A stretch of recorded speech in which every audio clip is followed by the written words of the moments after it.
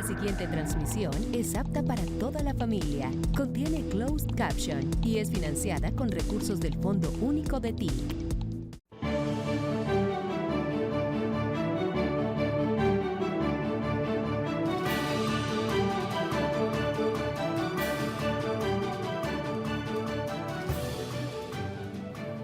Hoy, más o menos en este mismo lugar, esta zona geográfica de Bogotá, centro de Bogotá, se generan hechos contradictorios, como es usual en Colombia. Aquí abajo se presentaba otra presentación artística en Corferias, frente y en actitud de protesta a la exposición que se llama Expo Defensa, donde también participa el gobierno nacional, pero quisieron hacer esa protesta y fue respondida violentamente por órdenes del alcalde y un muchacho le dieron un disparo de gas lacrimógeno en el ojo. Entonces, yo respondí porque yo no soy duque. Y siendo una manifestación artística, señora ministra, quiero que con el ministro de Defensa se investigue a fondo cómo es posible que después de una actitud contraria de este gobierno a lo que sucedió en el estallido social hace 4 años ya, el uso de la policía en forma ofensiva e inconstitucional para quitar reuniones que tienen derecho a hacer y agredir de tal manera que se ponga en peligro la vida y el cuerpo de una persona, de un joven. Eso no puede suceder más. Dijimos, y acaba de suceder, no por órdenes de nosotros, pero el alcalde de Bogotá tiene que entender que estamos viviendo es una democracia que su propio padre quiso tener y que nosotros queremos tratar de volver realidad. Esa contradicción está fragante pues en el país tiene que decidir, está decidiendo, tiene siempre 2 caminos, si el de la violencia o el de la paz. No habrá una paz completa siempre, tampoco violencia completa, no nos pueden invitar a una guerra total. La guerra total es el suicidio de una sociedad. Y en esa medida, ¿cuál es el papel del arte en la construcción de la paz en Colombia? Este es un tema que aquí está planteado a través de esta ley. Es la discusión central. ¿Cuál es el papel del arte en la construcción de humanidad? Para ponerlo en términos muchísimo más globales, no solamente locales. Nosotros ya este programa lo habíamos practicado en Bogotá Humana. Tuvo bastante profundidad, llegamos a enseñarle a 90,000 jóvenes, niños, niñas, jóvenes en los colegios públicos de la ciudad. Es más fácil que en la nación, teníamos los recursos, la geografía no lo permite. Los niños se llevaban en general a una institución que creamos que se llama el CLAN. Logramos colocar 19 lugares estratégicos, se llevaban en buses.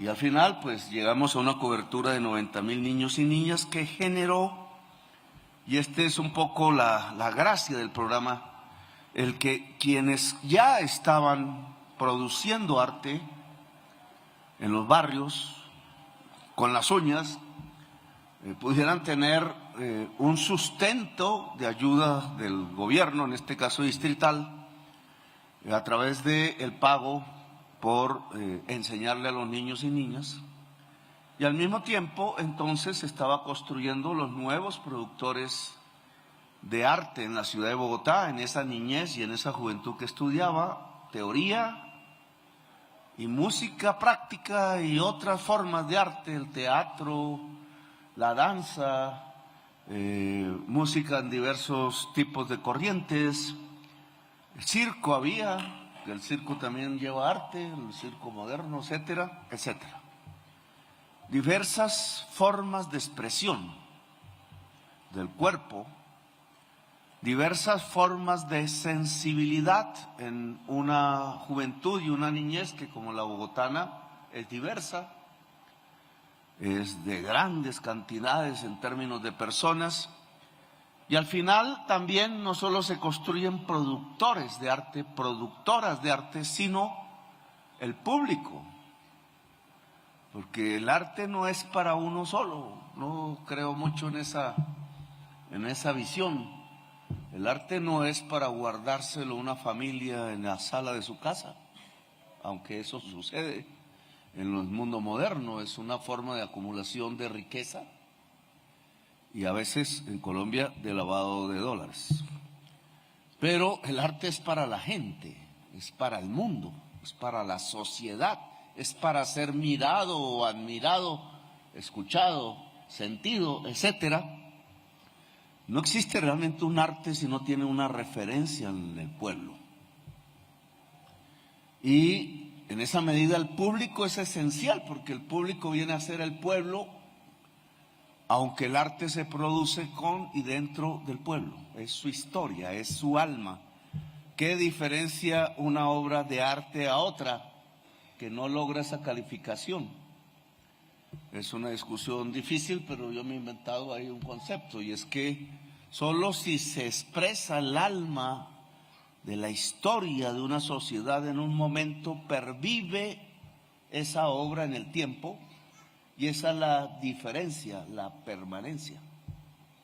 Pero esa permanencia no se logra sin captar el alma histórica en un determinado momento de la historia de un pueblo. Eso no es fácil, eso solamente lo pueden hacer gentes que tengan tanta sensibilidad que capten el momento. No el momento como momento para construir una mercancía y vender, que se puede hacer, sino el momento como la profundidad de una sociedad allí, de tal manera que sirve siempre de recuerdo, y cada vez que se mire, se admire, y por tanto permanece y permanece por los siglos de los siglos. Y no sabemos qué pasará con la humanidad en el futuro, pero quizás si desaparecemos, lo que no va a quedar es esto. Según la ciencia, esto que viene de arquitectura romana se cae por ladrillo y cemento, se desaparece muy rápidamente, más rápidamente que incluso las edificaciones que hicieron los romanos. En 50 años una selva puede acabar con estas construcciones, pero lo que va a quedar de nosotros, de ustedes, de la humanidad, es el arte. Lo que queda de nosotros es el arte. En cierta forma el arte es trascendente. Pero bueno, el tema es que nuestra discusión no es cómo se logra simplemente definir arte, sino cómo construimos producción de arte y público en Colombia en este momento, en un gobierno determinado y a través de unas políticas públicas. Algo muy concreto. Lo que hicimos en Bogotá fue producir construcción de arte y público. Y creo que la ciudad lo sintió, pero el programa fue esporádico. Se acabó.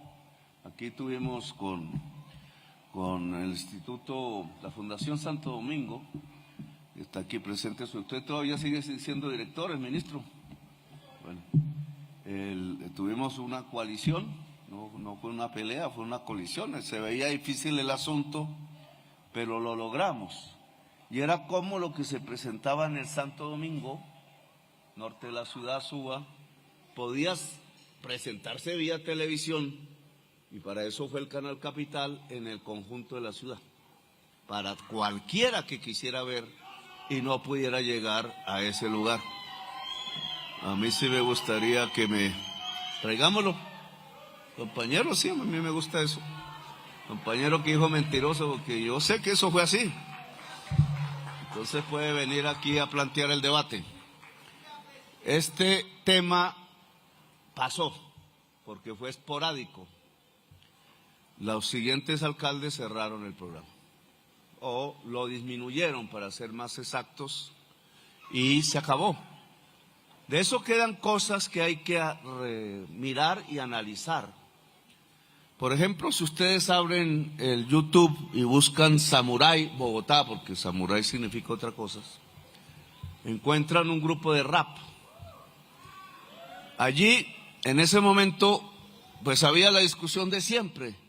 Si nosotros enseñamos música clásica en los colegios y teoría de la música clásica europea, discusión, y la Orquesta Filarmónica empezó a enseñar y les llamamos maestros y maestras, y se irradió un estudio de la música clásica en los colegios de Bogotá, al punto que empezaron a florecer orquestas en todos los colegios, 20 en las localidades, el coro infantil, recuerdo que todavía creo que existe, y en Ciudad Bolívar, y me lo recordaron, se empezó a ver cómo las niñas que iban al colegio por las mañanas, cruzando barrios de Ciudad Bolívar, salían con su violín al hombro, su instrumento musical, y el tendero las veía y decía, ¿pero qué?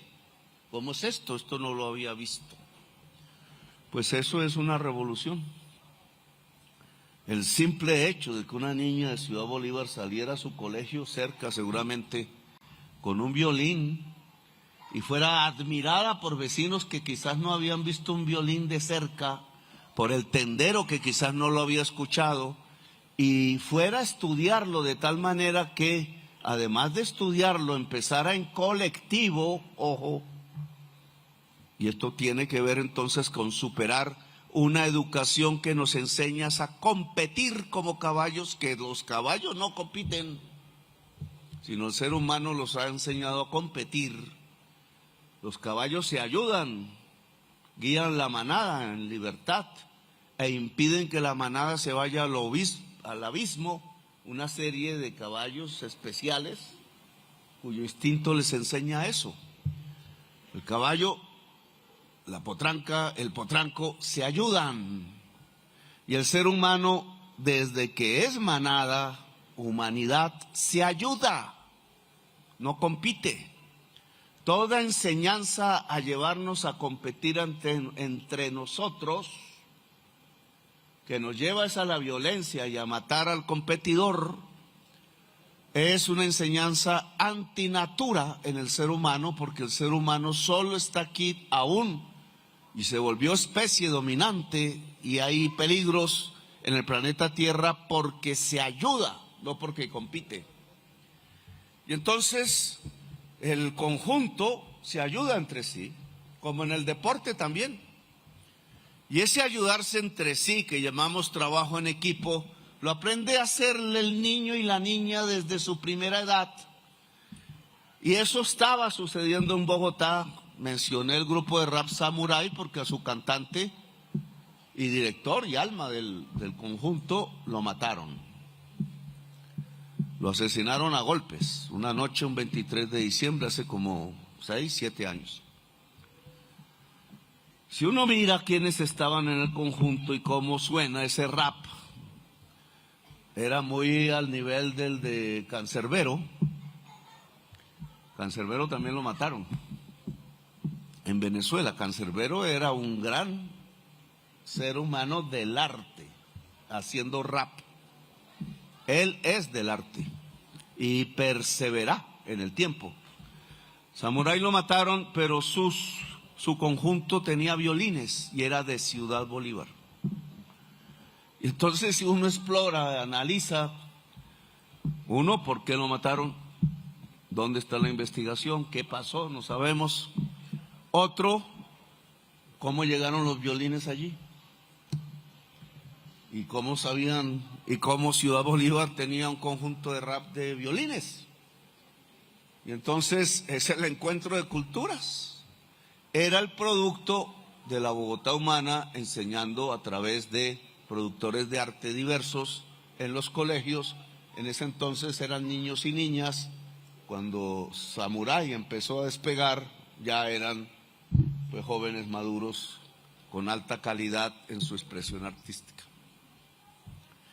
Como no queremos que esto sea, y esto no ha sido solo en Bogotá, otros esfuerzos se han hecho en Medellín, en el Caribe, etcétera, no solo nosotros, pero esporádicos. Y entonces la iniciativa de la ley es que pierda ese carácter esporádico, que sea permanente. Ya habrá que vigilar si la hacen bien, etcétera. Bueno, ya. Pero al volverla permanente, al volver el programa permanente, de acuerdo, porque se hizo ley, entonces tendremos un proceso continuo. Niños y niños, generaciones de niños y niñas, de jóvenes, cada vez tendrán más y más, porque esto crecerán profesores en instrumentos.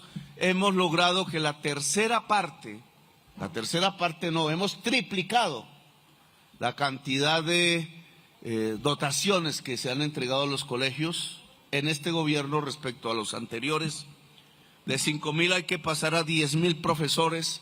Hoy ya no estamos en 300 colegios públicos de Bogotá. Hoy estamos, ministra, ¿en cuántos colegios? 730 municipios y aproximadamente 3,500 colegios. Es decir, esto es 10 veces más que lo que hicimos en la Bogotá humana. Ya la cobertura no son 90,000, sino es 500,000 de niños y niñas y jóvenes en los colegios de Colombia. Entonces estamos ante un programa que comienza, porque tiene 2-3 años, unos 2 años más o menos, comienza, pero tiene, si logramos que la ley prevalezca, y es mucho más fácil, va a llegar a 1 millón, va a llegar a generaciones permanentes. De aquí van a salir talentos que hoy no están en todos los niveles de la expresión artística de Colombia. Va a haber lo que yo llamo una revolución de la cultura, ministra Ariza. Una revolución de la cultura. No hay revolución seria si no hay revolución cultural. Revolución cultural no es rechazar, planteo el debate, culturas diferentes. La especificidad del pueblo colombiano, más que ningún otro pueblo, incluso latinoamericano, es que tenemos 130 genes de pueblos diferentes en nuestra sangre. Porque Colombia es el corazón del mundo, por su posición geográfica, por su historia, porque fuimos el primer nación, ya espacio territorial conquistado, pero también colonizado, porque el encuentro, y ahí la experiencia que tuvimos interesante y amarga en la ciudad de Santa Marta, 2 veces, porque Santa Marta cumple 500 años, 5 siglos. La historia que nos enseñan los colegios no nos dice que de esos 5 siglos de Santa Marta, uno completo, el primero, fue una guerra permanente, violenta. 1 siglo de guerra entre los indígenas que allí estaban, taironas, y los españoles que llegaban. 1 siglo de resistencia entre flechas y espada y metal y cruz, hasta que se subieron a la sierra, y hoy sus descendientes están allí. Pero si el encuentro de las 2 culturas, la europea occidental, cristiana, católica en ese momento, y la indígena milenaria que existía allí, 20,000 años tienen las pinturas de Chiribiquete, 20,000 años. No voy a hablar de Tron, que tiene 1 siglo apenas. ¿Y qué significa eso en la historia de América? Pero si ese encuentro fue de sangre y duró 1 siglo, lo que queríamos ahora conmemorar no era esa sangre, sino era el encuentro de las culturas. Y la ministra, que es bailarina profesional, hizo con sus acompañantes 2 veces una obra más o menos que sigue el texto de cómo las culturas, al encontrarse, no solamente derraman sangre en la historia, sino que al contrario, cuando no es el poder y la codicia lo que se encuentra y es lo que derrama sangre, sino que es la cultura y el arte lo que se encuentra, no se derrama sangre, sino que se construye paz. Y la obra, que no la vio el pueblo de Santa Marta, ni un habitante de Santa Marta, porque no sé qué pasó. Y no la vio Colombia. Hay un video en técnica analógica en YouTube con pedacitos, no sé el último, no lo tengo. Pues no lo vio Colombia. Lo vieron los presidentes de Europa, los presidentes y las presidentas de América Latina, quedaron encantados. La obra lo que proponía era cómo se configuraba a través de la danza y en los momentos de la historia la cumbia y el vallenato. Más o menos una hora en eso. Y hermosa, muy, muy hermosa. Me recordó porque me invitaron el acto de ópera de la inauguración del Gran Museo de Egipto, parecido, pero no lo vio el pueblo colombiano. Y el pueblo de Santa Marta tampoco. El pueblo de Santa Marta porque prefirió, bueno, otras cosas. Y no hay público. Y si no hay público es porque aún no hay el arte suficiente. Y esta ley tiene ese objetivo. ¿Por qué debe enseñarse en el colegio? Porque no es solamente conocimiento abstracto, sino sensibilidad. La matemática me ayuda, sí, y tengo que estudiar matemática. Pero si no me enseñan sensibilidad, con la matemática hago armas y se produce un genocidio. Pero si me enseñan la matemática y el arte para la sensibilidad, objetivo de este programa, el ciudadano y la ciudadana que nazca de allí nunca matará a su vecino, nunca matará a su mujer, nunca golpeará a sus hijos, nunca participará de algo que permita el genocidio sobre el pueblo colombiano. Y ahí la importancia de que el colegio tenga arte, tenga deporte, enseñe historia y además matemática, física, química, etcétera, y sepamos integrar en la construcción del ser humano colombiano, hombre o mujer, tanto conocimiento abstracto y profundo, saber pensar en el colegio, y sensibilidad para tocar y acariciar, porque la caricia al final es una comunicación diferente al lenguaje hablado, y la caricia solo se puede dar si se ama, y cuando se ama se ayuda.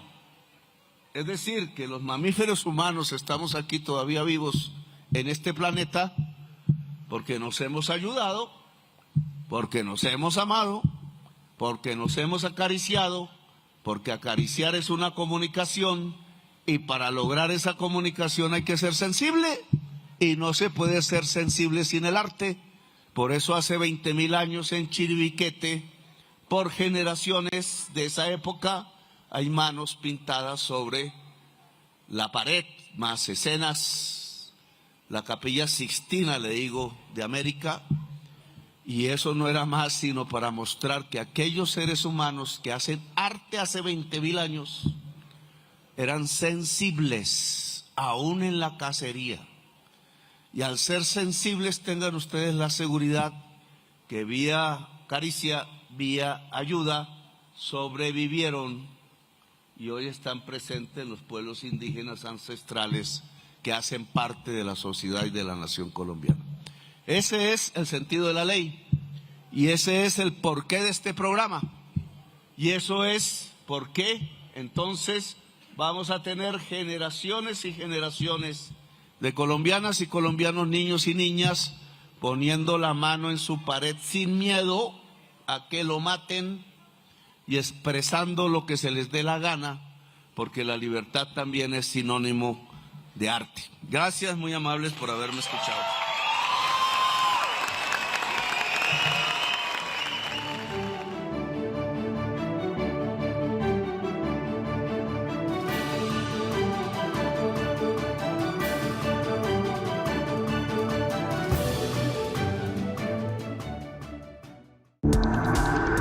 Este contenido fue financiado con recursos del Fondo Único de TIC.